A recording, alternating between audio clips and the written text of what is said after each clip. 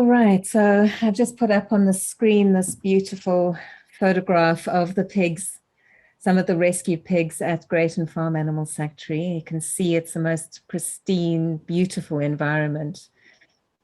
And as we just start feeling more relaxed, you can just rest your eyes gently onto the faces of these beautiful pigs, or into the distant mountains and the clouds, or you can close your eyes completely.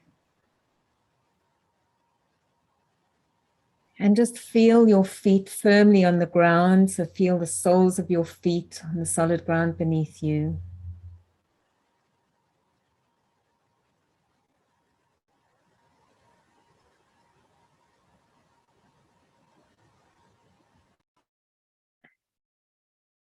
Take a deep breath in and slowly breathe out.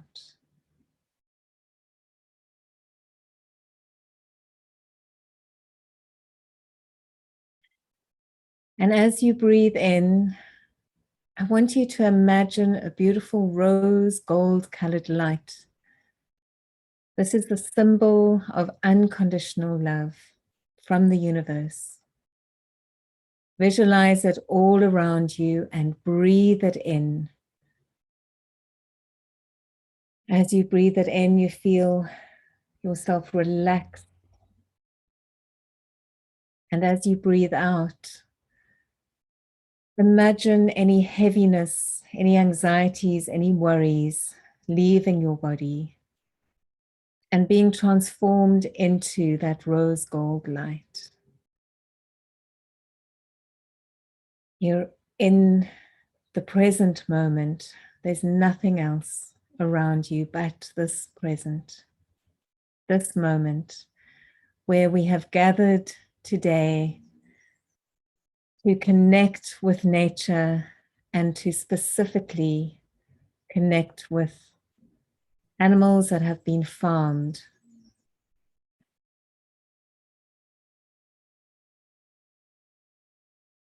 As you breathe in, I want you to focus on your heart center. So you can place your hand on the center of your heart, your chest, your palm covering your physical heart. Become familiar with your heartbeat. See if you can feel it.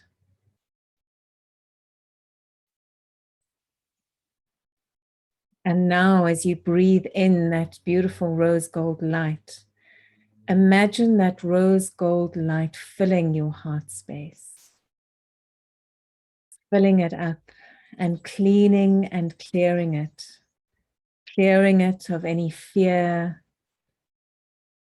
any anger, any anxieties, any pain or heartache that has been with you. It's been a tough time for so many people, specifically in South Africa at this moment. A tough time for the animals and for nature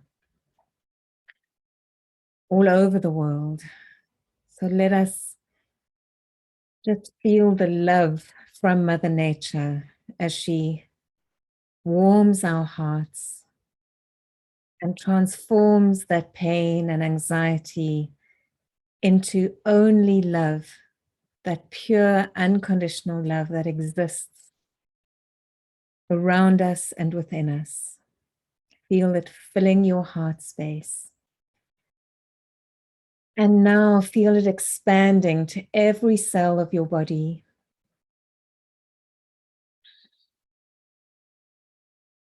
Creating a field around your heart, a field of love and protection. And now grow that field. See it growing bigger and bigger, moving throughout your body. And then see it moving beyond your physical body into the energy field around you.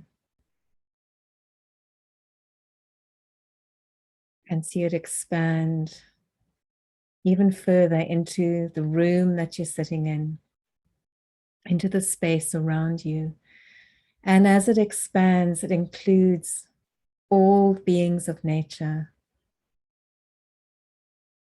the animals, the plants, the insects, the birds, the waters, the seas, and of course the people. We are also part of nature. Feel and see that field of unconditional love expanding beyond your personal space into the surrounding areas, into the cities, the towns, the countryside, the entire country where you live, where you are at the moment, beyond the boundaries that are man-made. There are no boundaries in nature. All the boundaries that we set ourselves are human-made, even the emotional boundaries.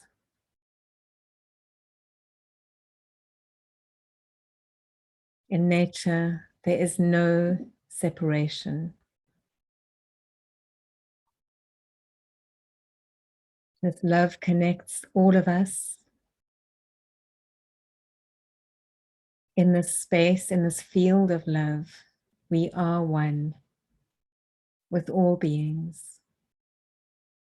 And this is the space of connection where we can start listening to nature and to the animals and to be guided by them for the actions we take, for the feelings we feel, the thoughts we have, the energy that we create. Let us be guided by nature throughout this call, throughout this gathering,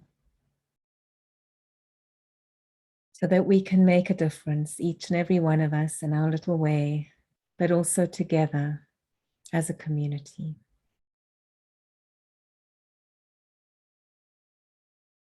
Feel that togetherness, that oneness in your heart as you start becoming aware of your physical body once more.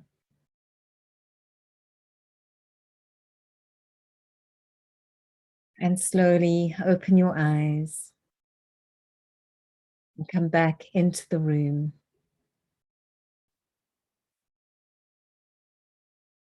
Where we start this call. Wynter, just to let you know, oh, she's just coming back in. We'd lost Nicola, but she's back. Okay. Thank you, Janine. She was worried a little bit about the connection at the farm. It's always a bit challenging doing these nature connections on a Wi-Fi connection in nature. I'm here. I'm back again. Sorry about that. Oh, wonderful. Thank you, Nikki. It's perfect timing because I'm just about to start. What I want to do, I'm going to first start with just talking about the basics of animal communication and then how the heart work actually works. And then I'm going to hand over to Nikki to talk about the plight of farm animals and about her sanctuary and the incredible inspirational work that she is doing. So thank you all for being here. And I know that we have a few new people that possibly haven't been on their heart calls before. So we're going to start just why I was inspired to do this Heart for Farm Animals is Nikki invited me to do a workshop, a physical workshop at the sanctuary. And I had intended to do one a number of years ago, Nikki. I don't know if you remember, and we were going to combine with Baboon Matters and do a baboon walk there. And and then, you know, there were the big fires and all sorts of other things happening.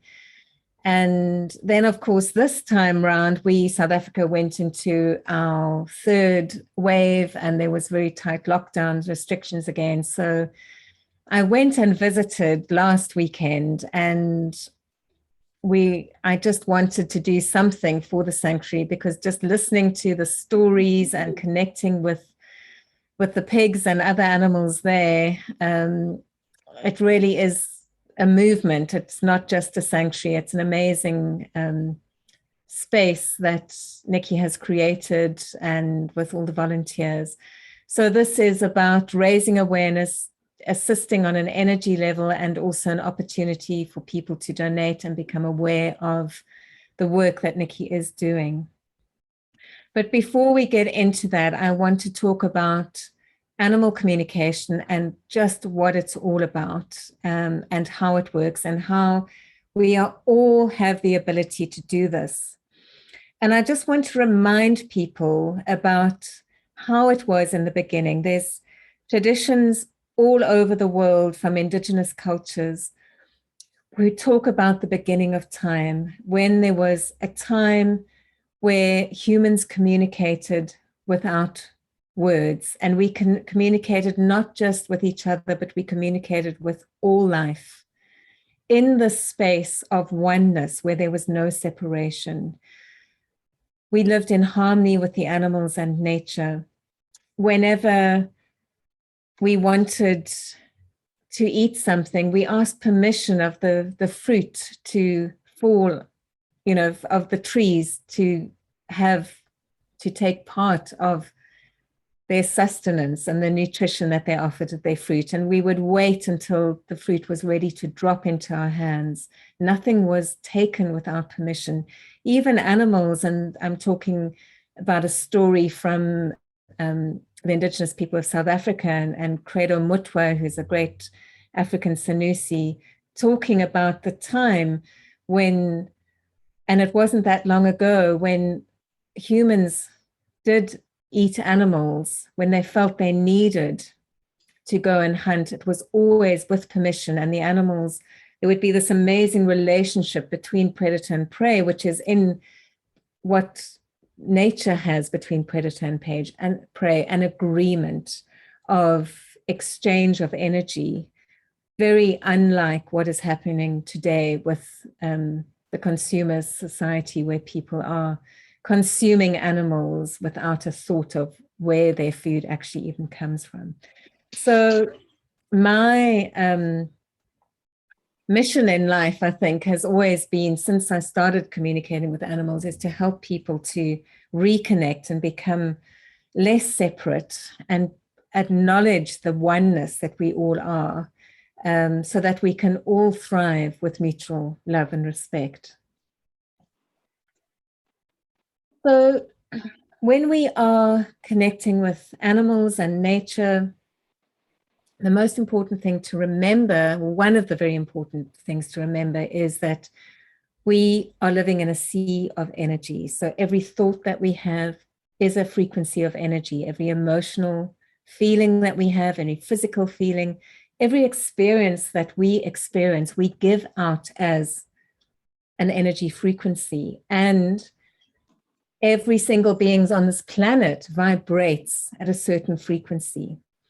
And now the common frequency that we all vibrate at is love, unconditional love. And this is demonstrated by, if people are familiar with Masaru Emoto's work, Japanese scientist who experimented with water. And these are samples of water that have had thoughts of, on the left here, I hate you, I want to kill you. And what I find fascinating is there's a little man, human being that has come into this form.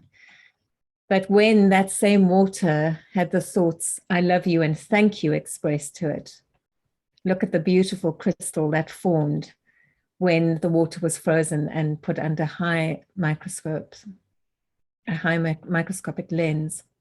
He's done amazing experiments, and if you don't know his work, it's well worth looking it up. But that to me, when I discovered this, it showed that our thoughts are physical feelings and explained how we can actually receive messages and information from other beings. It's not so way out if you start looking at the evidence that is in front of us, that how our thoughts and feelings are actually a physical energy that can make a difference to water and can affect every single cell in our bodies, which is made up of 70 to 90% of water.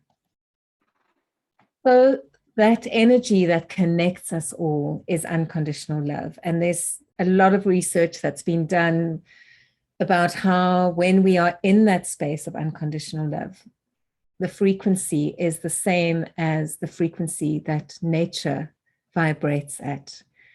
And love, the opposite of love is fear. So love connects us and fear is the thing that disconnects us. So the big thing that stops everyone from being able to communicate with animals or any being intuitively is the fear that we have been conditioned to live with. And, you know, in my teachings, I teach people to clean and clear their hearts of fear in that moment. I mean, fear is part of survival, but it's the fear that we have been conditioned that isn't, it's almost an unreal fear, fear of things that might never happen. And so it's a lot of training if you want to be really, really good at receiving pure information. To some people need it more than others, to practice more than others, but we all have the ability. And so what we're going to be doing today is I'm going to guide you into connecting, and you are going to actually practice this. And I'm just going to tell you the basics. And this is a beautiful picture of Evers, who is the animal manager at Grayton Farm Animal Sanctuary with Hamlet. And he's just holds that unconditional love in everything that he does. It just beams out of him when you meet him. And the animals recognize that completely as well. So what we first do, and I will guide you through this when we actually practice this in a few minutes. You set the intention, you ask permission. You create the heart connection, which is going into your heart space, just like we did for the grounding meditation, and feel that unconditional love. Be open and write. I always say to people, write the very first thing that comes. It really is helpful to have a pen and paper, or even just type in your keyboard, in your notes.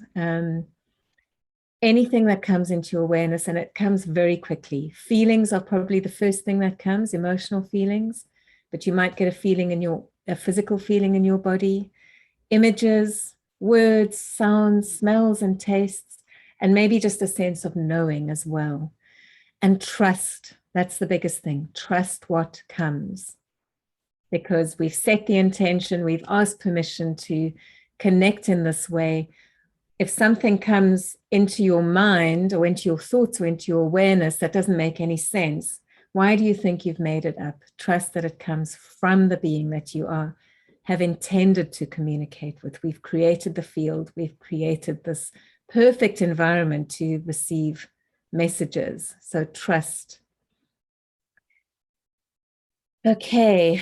And then the heart energy, achieving real transformation, is using the information that you received when you connect with the animals to visualize a positive outcome. So that can be whether it's a missing animal, when you are communicating to the animal and seeing the route home, guiding the animal home with protection, with love, you are connecting and you're sending a message to that particular animal. And it's like, and I worked this out when I was working with missing animals, actually. It is co-creating the most positive outcome for the situation. You're co-creating it with the animals, with the divine that you're connecting with as well, with Mother Nature, who to me is the divine. And it is amazing how often that work, when you're working with that positive intention, creates the positive outcome in reality. So the animals come home, and so much better than actually just trying to track the animal. And what we're going to be doing today is we're going to be listening to a pig called Minnie, to Mother Nature, to the land of Greyton Farm Animal Sanctuary, and we're going to be guided into how we can actually help with the plight of farm animals. We visualize that positive outcome, we focus on each step of the process, and we trust that our message has been heard by the universe, that the creative force is in action. And then we act, we do things, just like Nikki, who's going to speak now about how much she has achieved just through her hard work and being called to create this sanctuary. And so without further ado, Nikki, I'm going to ask you to step in. I don't know if you'll be able to put your video on, but we can see you. I can try. I just don't want to lose you again. Yes. Well, look, we can hear you fine. So there you are. If it starts getting wobbly, maybe just we can switch our cameras off. Okay. Good. So Nikki, I want... Where do you want me to start? I want you to start with just asking what called you to start the sanctuary in the first place. How did it all start? When I moved up to this farm in 2003, I didn't really have any intention to start a sanctuary. I have always loved animals, and I thought I might now, with 100 acres, be able to fully indulge my love of pets and have more dogs and cats than I've ever had in my life before. But sadly, in this country, unlike in my home country of the UK, there isn't much shepherding of farm animals, and we are right bang in the middle of farm animals in production. So we have sheep all around us and cattle, and the lambs who were being born in the early spring or even as early as late winter were often compromised because there was nobody looking out for them, and they were subject to the weather. And I could see that some of them were suffering really badly. So we used to pick them up, revive them, and then tell the farmer we had them, and he would come round and take them off us. And every time I saw them go, it was like tearing a little bit of fiber from my soul. Because I knew where they were headed, and I had gotten to know this beautiful, innocent, pure creature. So after a while, I said to the farmers, look, can't we keep them? Because economically, they're not viable. They're to you. They are so fragile. We're going to have to spend a lot of money reviving them. And I found that actually the farmers were very willing to give us their most fragile animals. And before we knew it, we had about 12, 14 sheep. We've now got 52. And then our first pig arrived. And that's when I thought, hang on here, we've actually got a sanctuary. And that was 7 years ago when we registered it and became a proper rescue centre and sanctuary. Oh, that's beautiful. And, you know, as I was saying before, you're so much more than a sanctuary. You know, you were obviously felt the need in the community to educate people. So can you tell us a bit about all the other programs that you've created since then? Well, what you were saying in your introduction resonated with me greatly, because coming from the UK and having an outsider's view of the situation in South Africa, I could see that some of the most pressing problems in our communities had one root cause, and that is a crushing lack of self-esteem. So if you don't care about yourself, and you think so lowly of yourself, why would you care about anybody else, human or animal? And I was moved to try to introduce animals into our more vulnerable communities, to see if through the love that animals can give it when they themselves are loved, we could inspire more empathy and self-love in people who maybe lack that because of the circumstances of their birth and their upbringing. And I found quite astonishing results. And obviously this led me to investigate humane education.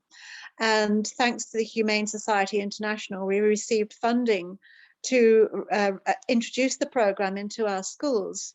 And as children became more and more accustomed to working with animals, and in this case, you can see we brought our farm animals, and these little lambs and the piglets were hand reared and they crave human attention.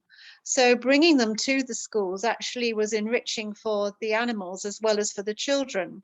And we just saw these children's heart centers open as the animals responded to their love.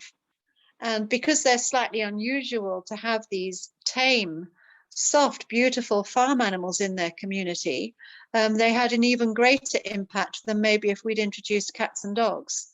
And we found that bullying went down, bad behavior went down. The children started performing better in a more conducive environment. Their grades started to go up. And we were absolutely amazed by the response of the children to the program. It was beautiful to see.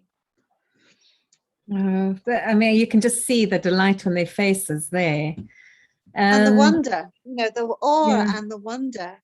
Oh, that's just beautiful. I mean, and the adults as well, I'm sure. I know just being in the presence of these little things, is amazing. And it did affect the teachers as well. And somebody asked, how often did we do this? We were very careful because we didn't want to stress the animals out. We would only take them in for, say, about 40 minutes at the most. And when we saw that they'd had enough, we would say that's it for today. But we also brought the children to the sanctuary.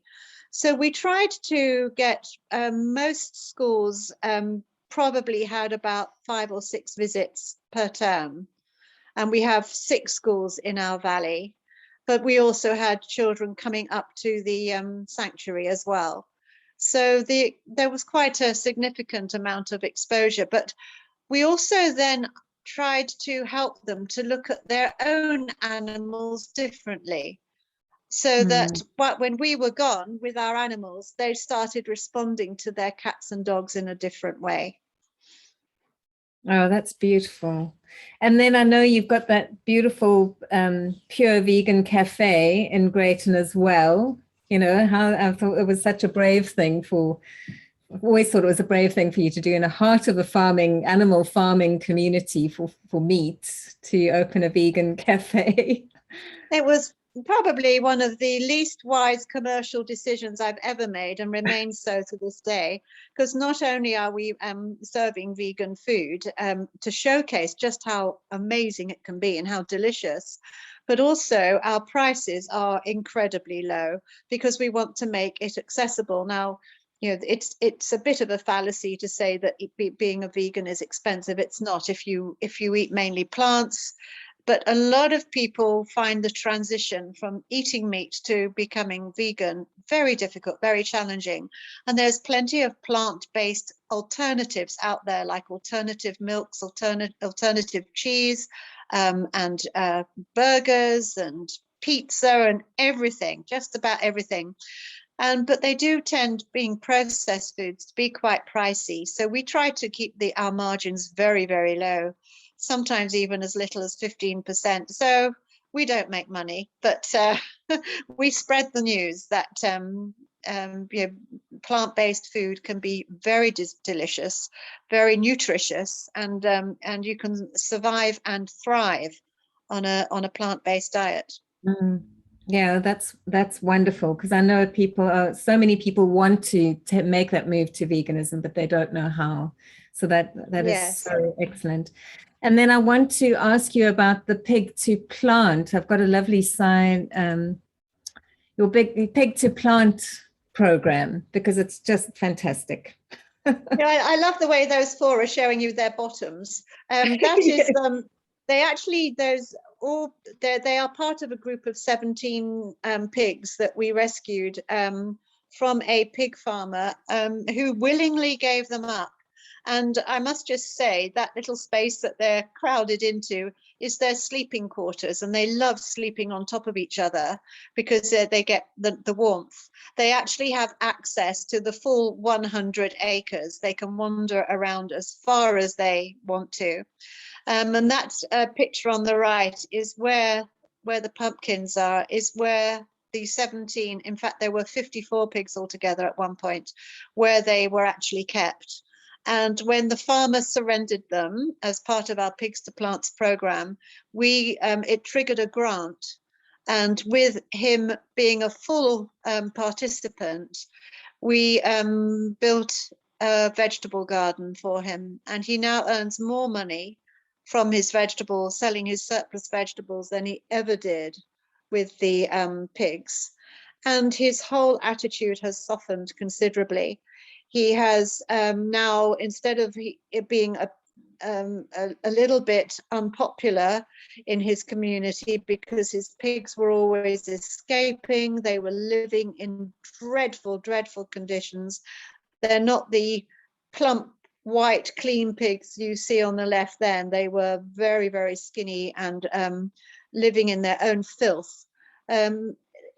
Changing all of that for him has transformed him and his family, and he even gives his surplus vegetables now to the vulnerable neighbors around his house.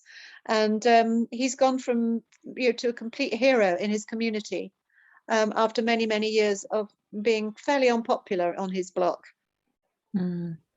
That's amazing. And hoping many, many more. And I know he's sharing his good energy with others so that they can also change. So yeah, that is fantastic. And I just, when we arrived, this is the farm gate, and we saw your structure for your barn that you're going to start, that you've been building for an educational center. So just to show people that, just talk a little bit about the education center that you're planning to build. Okay, it's a multi-purpose barn. So the far end is where the education centre will be, where it'll be humane education and agricultural resource centre. So it'll be for both teaching teachers how to teach humane education to their children. We're also hoping that we'll get into teacher training courses at universities, and we'll be able to bring trainee teachers to the farm as well. That will all happen in the left-hand side.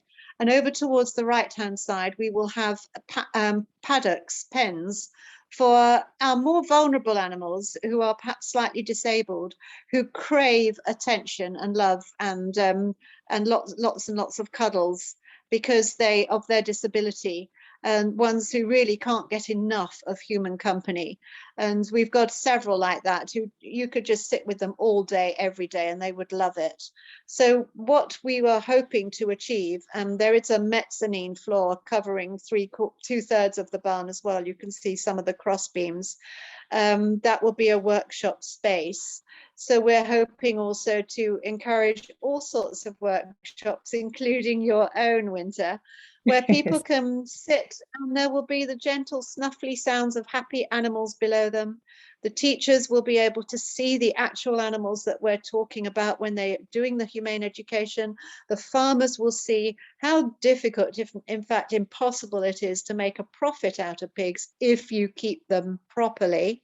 So we will hope convince them not even to start with pigs, but to rather choose another form of income that's more compassionate, such as vegetable growing. It's also a space for our volunteers. We've got a very successful volunteer program with volunteers coming from all over the world. So they will also have space inside the barn, so that we have at all times somebody available in the barn alongside our animals, so they are always, there is always somebody available for the animals. And we've also going to have a large demonstration kitchen where we can showcase vegan meals, teach school cooks. That's the other thing we're very, very keen to do, because we have vegetable gardens, big vegetable gardens in each and every school now in our area. And we want to keep teaching the cooks how to use those vegetables when they're cooking for the children who need school meals. Mm. Oh, that's so fantastic, Nikki. Thank you for being such an inspiration. And so, and then at the end, we'll show you how you can help support Nikki in so many different ways. But for now, we're going to support the farm animals. I forgot to go through all these beautiful pictures, but I'm going to, just while you're starting to get yourself back into that still space, feel your feet firmly on the ground. I'm just going to go through some of these characters that live at the sanctuary. This is Hamilton, who's well known there and makes himself well known there. Just as we settle down.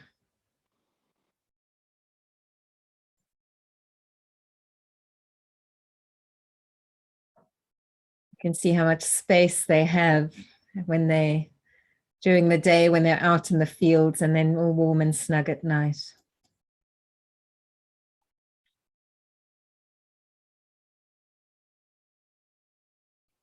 And of course, just a reminder that you also look after any wildlife that needs looking after, and that was the blue crane Eep that you hand raised, and also cats and dogs that come into your care as well. So it's not just a sanctuary for farm animals. Okay. So let me now, I'm going to guide you. I'm also going to put I think if we put our cameras off now, Nikki as well, and then people won't be distracted and they can just start gazing. I'm just going to.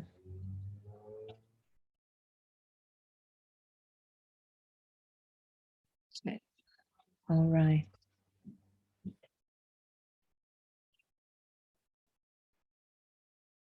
Oh. So once again, feel your feet firmly on the ground. Take your focus back to your heart space. Feel that field of unconditional love. You can visualize it as a rose gold light extending from your pure heart, that clean heart. If there's any remnants of anxiety or fear, see it transformed into unconditional love, into that rose gold light. And settle into that heart space.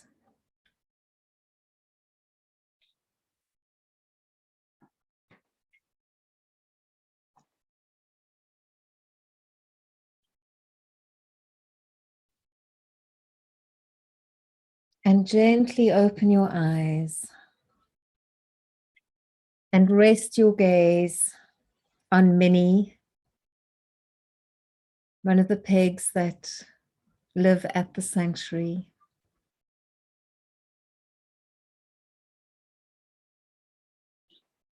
And while we're in this field of connection, we ask permission to enter into a communication with Minnie.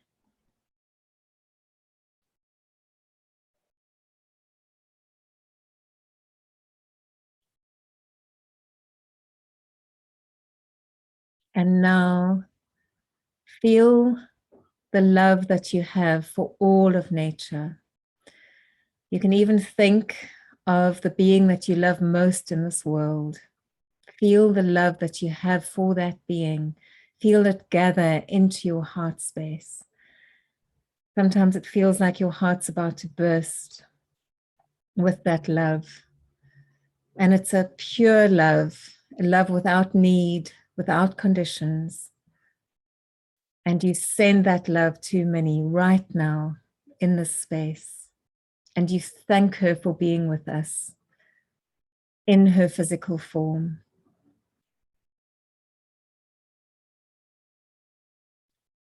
And now we're going to go into silence for a few minutes and just take note of everything that comes into your awareness. Don't think about it, just write it down if you can. Feel everything that comes. Trust. Don't disregard anything. Just feel it. If you're feeling stuck, you can ask Minnie. You can start with a question and say, how may I assist at this time?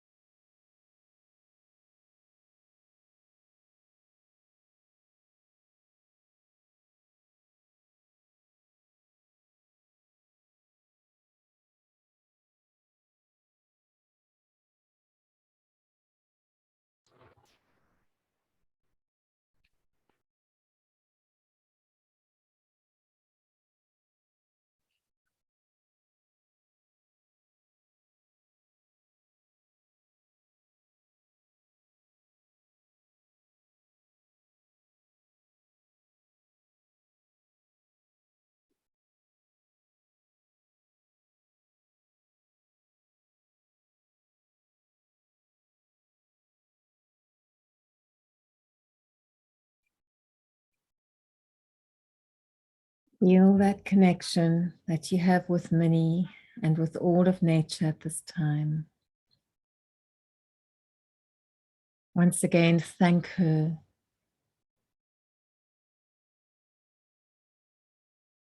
for connecting with us. Thank her for the assistance. Know that you can go back and communicate with her for a longer period of time if you need to.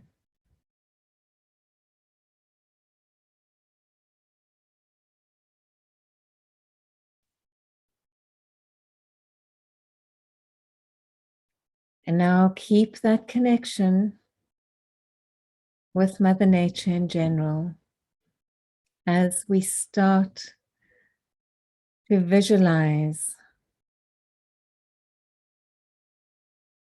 positive transformation for all farm animals.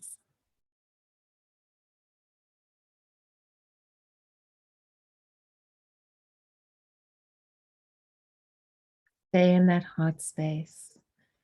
As you start seeing images in your mind of a world that slowly starts transforming.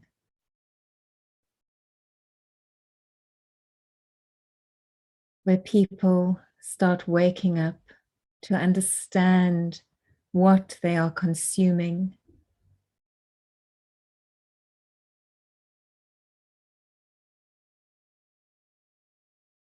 For farmers to start realizing that the animals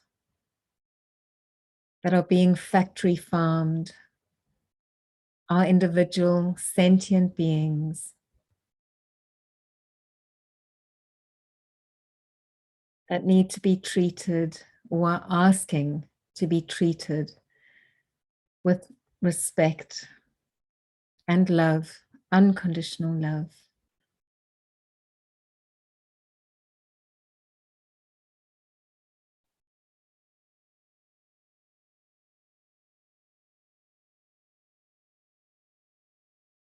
And see a world where animals are no longer abused for food.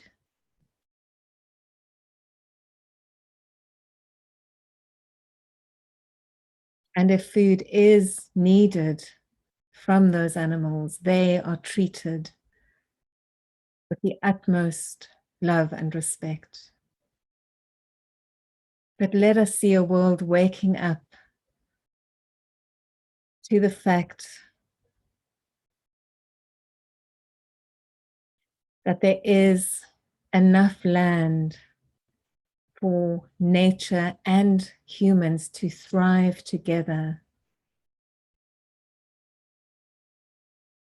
as long as nature is treated with love and respect.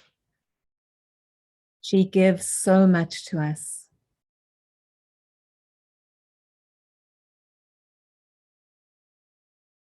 When she is nurtured,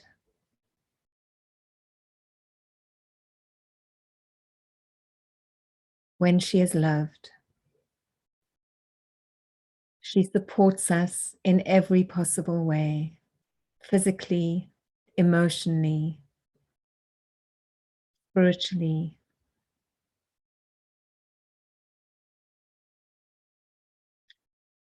See those factory farms where animals are kept in traumatic situations, start to empty and be filled with vegetables that thrive in rich soil, that people harvest with love.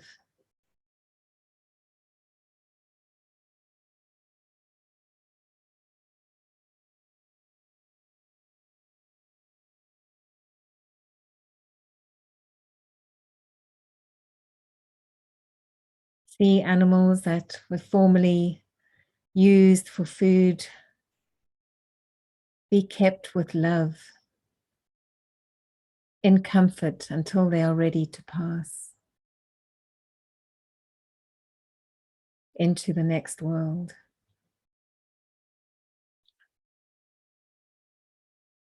As we visualize the transformation of our physical world in the energy world, we know that we are manifesting a different way.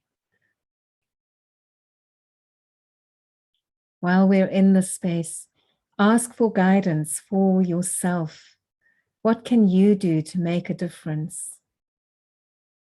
What actions can you take in your own community? They need not be huge. They need to be small and loving. The most important thing is for every thought and every action to take place from the space of the heart, from a space of unconditional love for the highest good of all beings. While we're in the space of visualizing, we visualize peace for all animals, human animals, and non-human animals.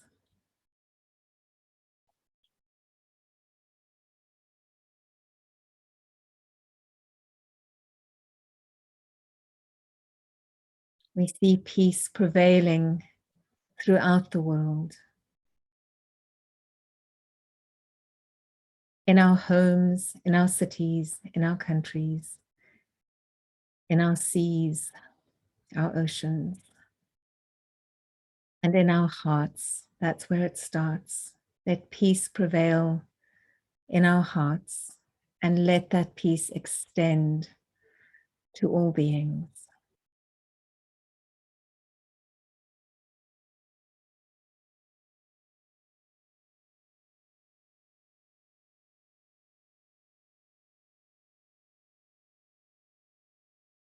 Feel that transformation happening in your own heart.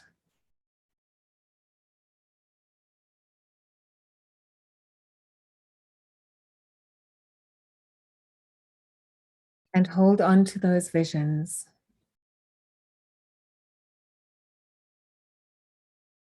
And keep feeling into that present moment.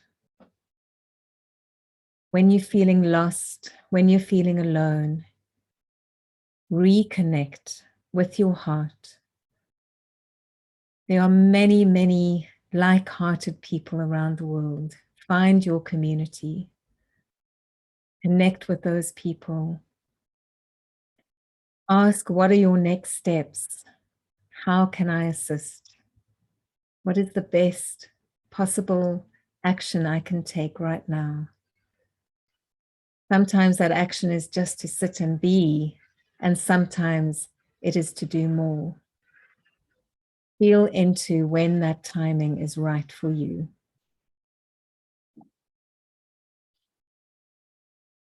Take a deep, big breath in. Fill your heart with gratitude and love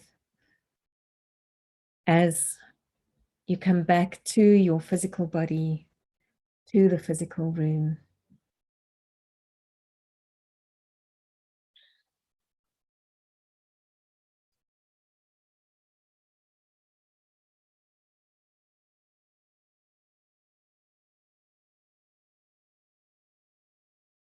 Okay, everybody, thank you for that. I hope you felt that. I'm just looking at the time. We're almost on an hour. So what I'm going to do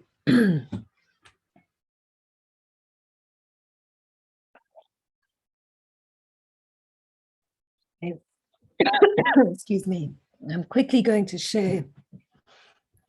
My voice is gone. Nikki, do you want to just speak about how you can talk about supporting on a physical level while I get my voice back? Yes, of course. Paul, you okay? You've done a lot of talking. Right, there's a number of ways. Obviously, we do love donations. Cash is king. It's constantly going out. It costs about 1.2 million rand a year to run this sanctuary and all its programs. But you know, there is an app called A Billion, and you just Google it and you'll get led to it very easy. And you can use it to review vegan dishes, food products, and you can redeem each review for $1 US dollar to a sanctuary of your choice. We're one of 3 sanctuaries in South Africa, and I promote them all equally because a rescued pig in Gauteng is exactly the same as a rescued pig in the Western Cape. So there's Asher's Farm Sanctuary, there's Pigs and Paws, and then there's Greyton. And if you do sign up for the first time and use my referral code, which is Nikki V, NICKYV, then we get 25 cents for every review you do in addition. So that's a wonderful way of donating to us. We get about 20,000 rand a month from the app, and it's growing as more people sign up to it. It's a game changer. It means we can reach more children with our humane education program, persuade more farmers to stop farming piggies. We can do more vegan cooking demonstrations and get more and more towards a more compassionate world. And there's another website called Calicoin, and this is cryptocurrency. And many people who are involved in cryptocurrency often have a big heart for animal welfare. Somebody made that connection, found out about this, and created Calicoin, which is a cryptocurrency like any other, but it makes regular donations and inspires its people who hold the Calicoin to make donations to help animals who are obviously in this production system that has become such a massive abomination. And those three ways, cash through our site and SnapScan, PayPal, bank account details in England and in South Africa, 1 billion, Calicoin are all ways to give. And of course, we welcome volunteers. So if you want to give your time and come and help us with the massive amount of belly rubbing we have to do for our piggies every day, please, please, please do come and see us. That referral code is NICKYV, NICKYV. And that will earn us an extra 25 cents, which makes a big difference. That's brilliant, Nikki. Thank you so much. And the code is in the chat if you want it. And if anybody wants to learn more about animal communication, the learn.animaltalkafrica.com site is where you'll find a lot of free webinars, a lot more of the heart gatherings, as well as some mini courses and full courses as well. So that has taken us up to the hour, but I would really welcome questions if people have questions, and if Nikki, if you've got a little bit of extra time, maybe another 15 minutes or so, we could have a question and answer session now. Yes, there was a question flashed up about rabbits and things, but I didn't quite see that. If anybody can repeat that question to me, I can answer it. And yes, there isn't exactly a duck in the room, but there is a goose called Brucey, who's actually a girl. We got that wrong. And round about now, I throw out some chicken feed for him. So I will be staying online, and I'm very much here and available because I'm on my phone. And I'm just going to throw out a nice load of chicken feed for him because Brucey, and there he is joined by Lucy. They don't know that I'm online, and they only know that round about now, their mother throws food out to them.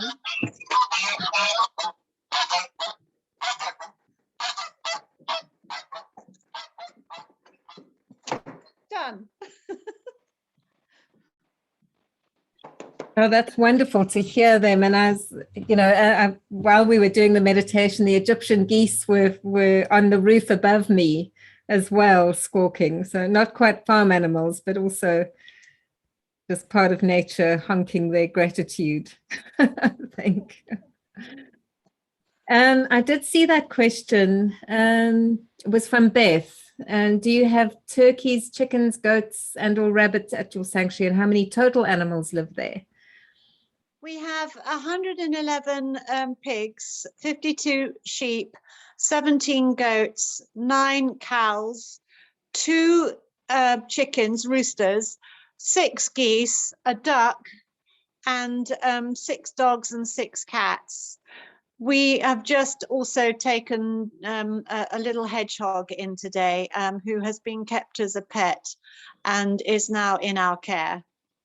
That's 200 and, oh, I can't quite remember. It's just over 200 animals. That's so fantastic. And, you know, not just remembering to mention not all the pigs there are farmed pigs. They're also rescued from the pet industry when they get too big. People think they're buying those little pot-bellied pigs. If anybody ever thinks of getting a pig as a pet, please just come to see me first. There are some fantastic piggy parents out there who do an absolutely wonderful job of keeping a pig as a pet. In fact, it's probably always best to have 2 pigs rather than 1 because they're very, very social.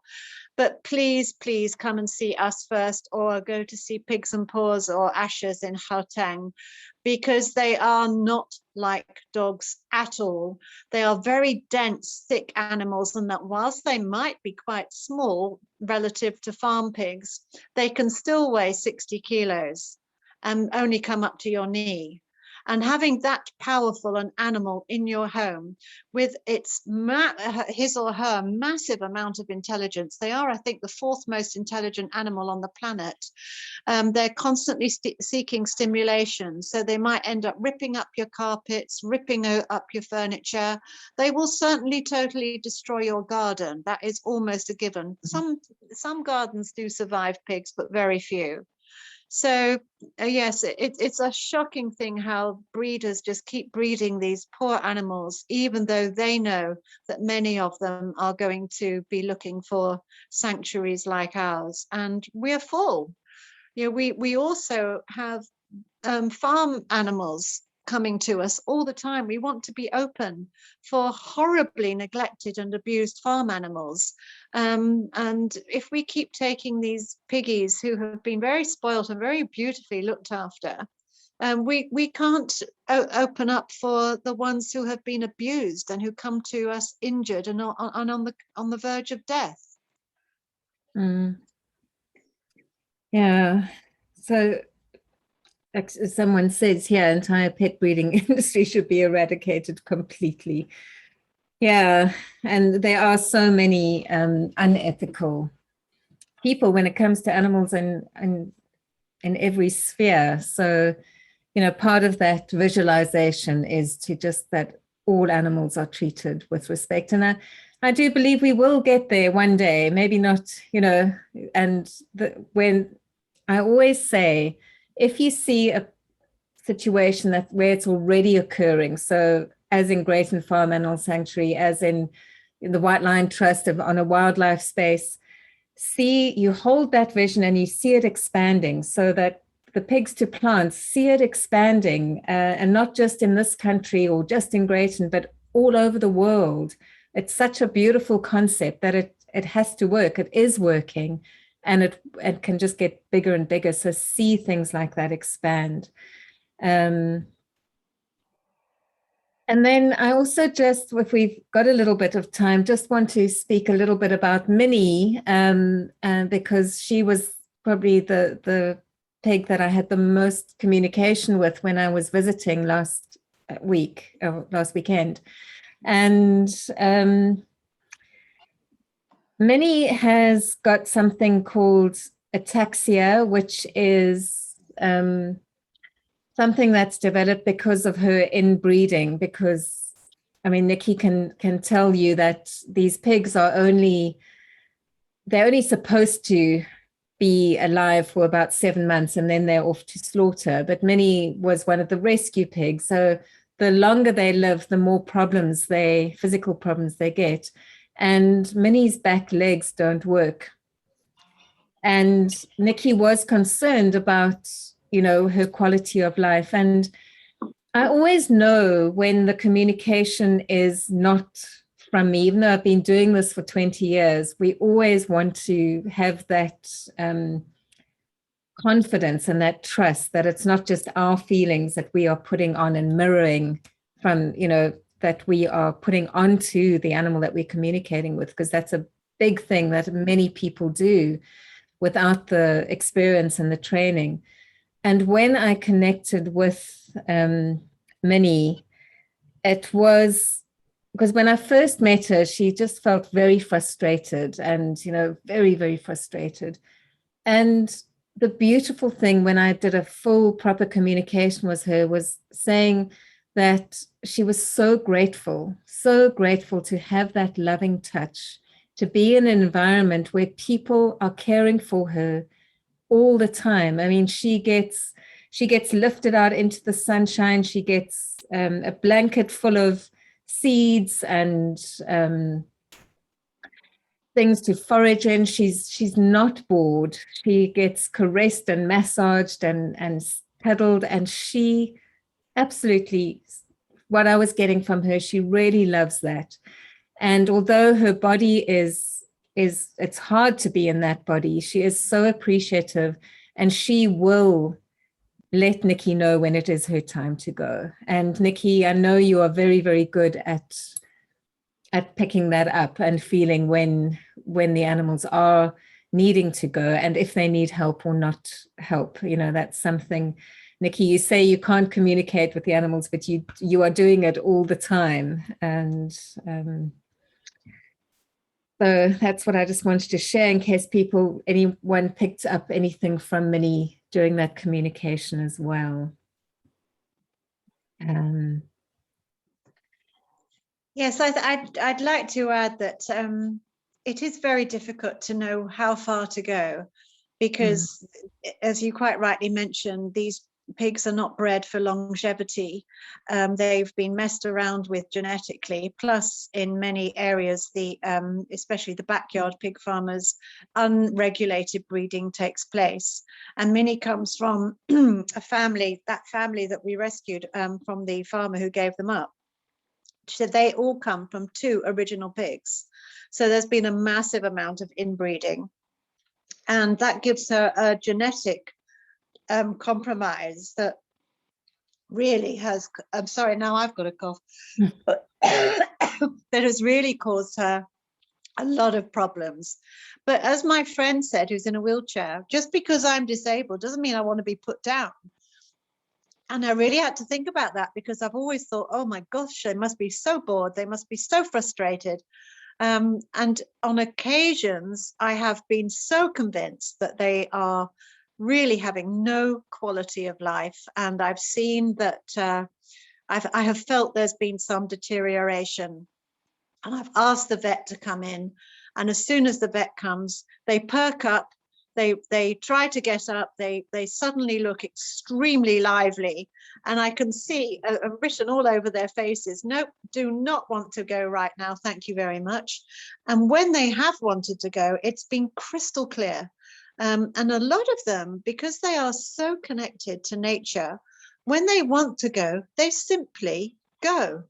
And I've hardly ever, I think I've only had to put to sleep 4 animals and only 1 pig, and that was because their injuries or their conditions were causing them immense pain, and they were actually starting to be unable to they were literally gasping for breath. And on every other occasion they have just simply had a wonderful life. They've been eating and lively, and then the next morning I found that they've just decided to go. It is beautiful. You're giving them such an incredible life, be it long or short, you know, the time that they have with you. And that's what Minnie really showed me, is that just the absolute gratitude of having that gentle touch. That was something that she'd never experienced. And I think that means so much to her, and that you trust them and you trust yourself as well. Yes, and as you saw, when you just gently stroke her cheek, she really leans into it. You can feel her appreciation. Yeah, it is. Okay, everybody, and I think we'll probably leave it to that unless people have any more questions. There's a question here about the basic courses. I do have, I just completed writing a mini course that was held with a couple of live sessions a couple of weeks ago, that you can find that on my learn.animaltalk Africa. And it's an introduction to animal communication with heart. So it explains the whole heart process in a lot more detail, and you can still sign up for that as well. I'm just going to end off with, gosh, I'm trying to get the right side here. Okay, there we go. I'm going to end off, everybody, with this beautiful picture of Grayton Farm Animal Sanctuary. And please feel free to email me or Janine if you've got more questions, or if you want some more clarity about anything that you picked up from Minnie. And I will be in touch with Nikki as well if there's any particular question that I don't know the answer to. But thank you so much, everybody, for being here. Hold that vision. It works.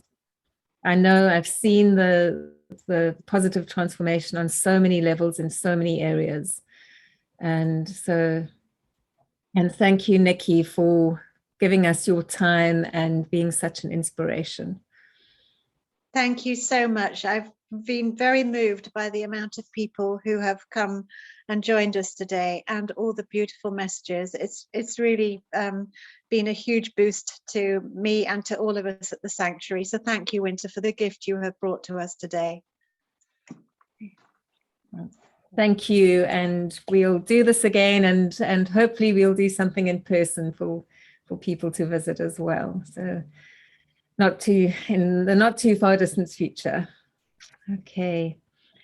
All right, everyone. And thank you to Janine in the background, and Simon, who's also been doing things in the background to assist, and just for the support of everyone here as well. And with that, we'll say goodbye and thank you again until the next heart gathering.